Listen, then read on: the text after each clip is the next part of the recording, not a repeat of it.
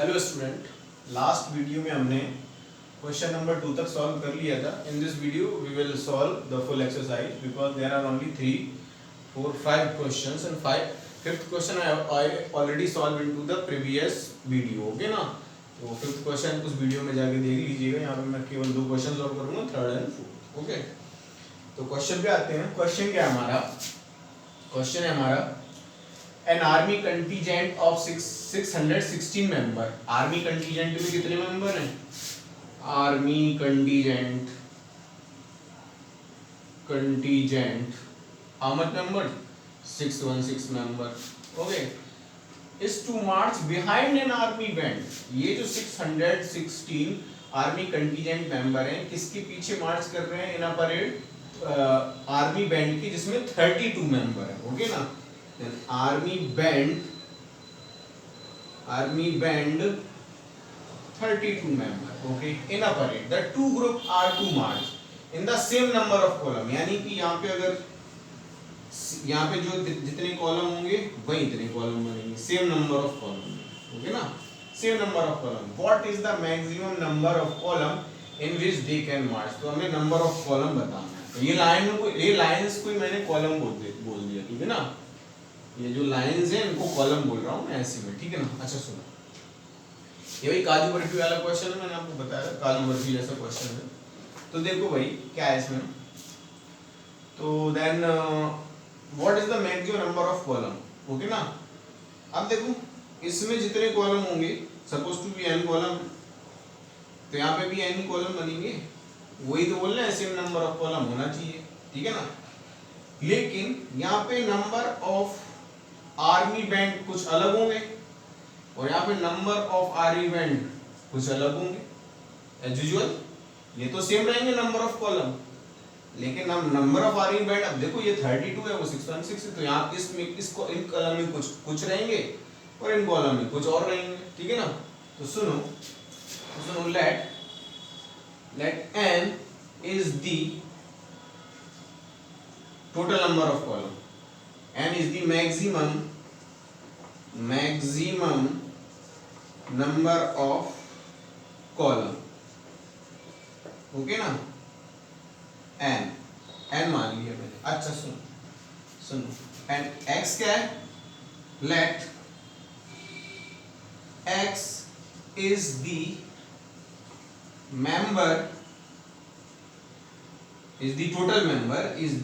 total member in the army band. और y क्या है? let y is total member in army contingent. अब मेरे को एक बात बताओ, आर्मी कंटीजेंट, सुनो, जितने कॉलम होंगे और जितने मेंबर का, और ये x का जो मल्टीप्लाई करेंगे तभी तो ये इतने क्या आ जाएंगे आपके. x is the member in the army contingent. जब n x का मल्टीप्लाई करेंगे यानी कॉलम का नंबर ऑफ मेंबर से, तो आपके 32 मेंबर बन रहे हैं. ठीक है ना, देखो n नंबर ऑफ कॉलम बन रहे हैं और मेंबर से आपके नंबर ऑफ कॉलम बन रहे हैं ना. मेंबर से नंबर ऑफ कॉलम बन रहे हैं, तो नंबर ऑफ कॉलम को तो n ले लिया मैंने, नंबर ऑफ मेंबर को x ले लिया. तो टोटल जब आप निकालोगे तो n into x करना पड़ेगा, तब 32 आएंगे. एज यूजुअल आप खुद सोच के देखो, ये तो कॉमन सेंस है. तो यानी कि 32 है, तो 32 मींस क्या हो गया आपका n into x. अच्छा, और ऐसी यहाँ पे भी सेम नंबर ऑफ कॉलम है but number of member is different. In army contingent 616.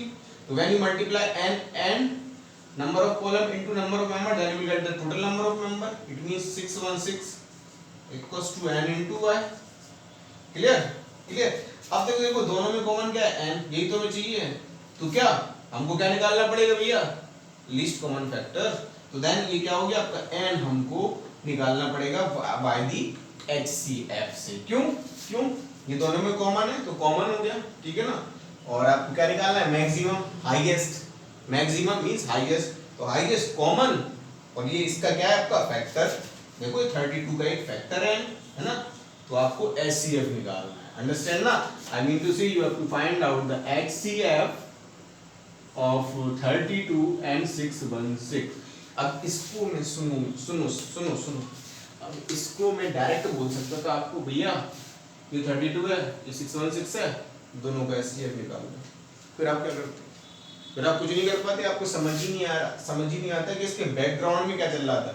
इसके बैकग्राउंड में ये चल रहा था, आपको ये समझाने के लिए मैंने इतना सारा बताया, ठीक है? अच्छा ठीक है, अब सुनो, अब HCF निकालना कोई बड़ी बात नहीं, यूक्लिडियन मेथड से भी निकाल देते हैं। तो देखो कैसे निकालते हैं भाई, आपका क्या dividend equals to divisor into quotient plus remainder, है ना? तो क्या हो जाएगा यहाँ पे, डिविडेंड कितना हो जाएगा 616, डिवाइजर क्या बनेगा 32, क्यों? क्योंकि ज्यादा वाले नंबर को कम से डिवाइड करते हैं। तो 32 हाउ मच टाइम, 32 का डिवाइड करके देख लो भैया 616 में, तो कितना आ गया आपका 32, देन 32 बन जाए 32, how much you will get 9 और 6 - 4 2, ओके 29, और फिर कितना आ गया आपका, ये हो गया आपका 29 में तो जाएगा नहीं भाई, 6 ले लेंगे तो 6 2 96, तो 32 into 8 जा करते हैं, 8 2 16 6 कैरी 1 8 3 जा 24 25 256, एक बार और 32 into 9 करते हैं, ठीक है? 9 2 जा 18 18 8 कैरी 1 9 3 जा 9 3 27 27 1 20 288, ओके। तो कितना आ रहा है आपका 9 जा 288। अब इसमें से क्या बचे भाई, इसमें से आपको क्या बचा, है ना? यानी परसेंट तो आपके आ गया 90 प्लस रिमाइंडर कितना बचने वाला है आपका, रिमाइंडर कितना वाला कितना है 80 और 8 बच गया आपका, एक लो चेक कर लो कितना 88 89 90 91 92 93 94 95 96 हो गया, है ना? 8 आ गया। अब ये तो बन गया क्या 8 क्या आ गया आपका रिमाइंडर। अब ये तो बन गया क्या डिविडेंड दिस टाइम, और ये क्या बन जाता था आपका डिवाइजर, बन जाता था नहीं बन जाता था। तो 8 into कितना 8 4 जा 32 प्लस 0 रिमाइंडर, तो भाई 0 रिमाइंडर आप आ गया। When you will get the remainder 0, then divisor is called the LCF। तो LCF कितना होगा आपका 8, यानी कि the maximum number of column is 8, the maximum number of column is 8 to bringing this, clear? okay, I hope so आपको ये question समझ आ गया होगा, ठीक है? नाउ नेक्स्ट क्वेश्चन में बढ़ते हैं, ठीक है? Pause the video and note it down. I hope सो आपको समझ आ गया होगा, नहीं समझ आया तो फिर से रिवर्स जाओ और देखो इसको फिर से मैंने क्या समझाया, ठीक है? चलो तो नेक्स्ट क्वेश्चन में बढ़ते हैं। नेक्स्ट क्वेश्चन की जैसी question I am already done in the last of 2 videos, है ना? Actually the 3 introduction video already uploaded, so first of all you will be see of all the video, then after you will come on that video, on this video, okay? तो question क्या है, question number 4, use Euclid's division lemma Euclid division lemma का use करना है to show that what is, to show that the square of any positive integers is either of the form of 3m or 3m plus 1 for some integers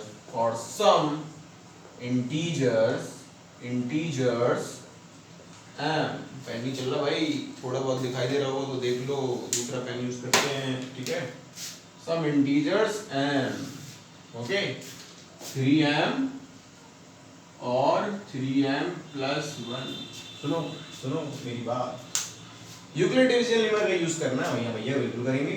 to show that the square of, और हमको show करना है कि square of any positive integers, हर positive integers का square किस form में होगा, 3m और 3m प्लस 1 के फॉर्म में होगा।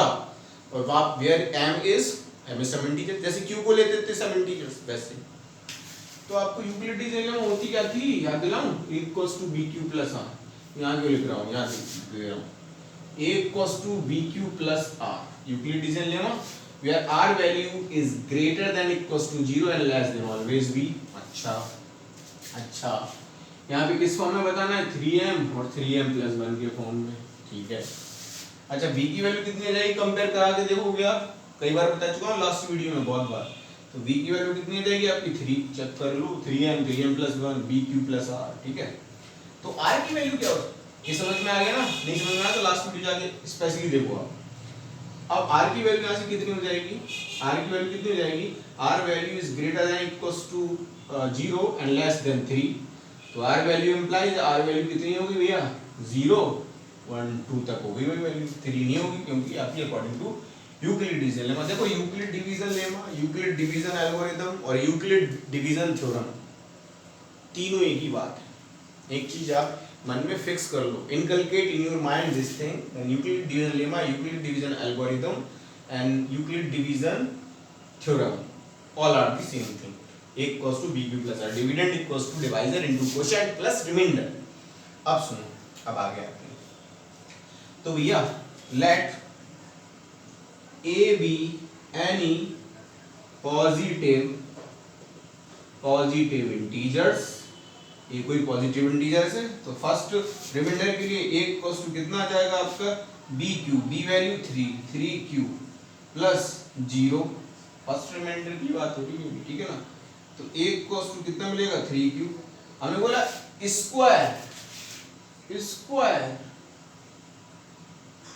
Square of any positive integer, square कर दो भैया, इसको स्क्वायर करेंगे इस पॉजिटिव इंटीजर का कितना मिलेगा आपको 9q स्क्वायर, ये कितना लिख लोगे आप इसको 3q स्क्वायर, और इसको लिख लोगे 3m, where m equals to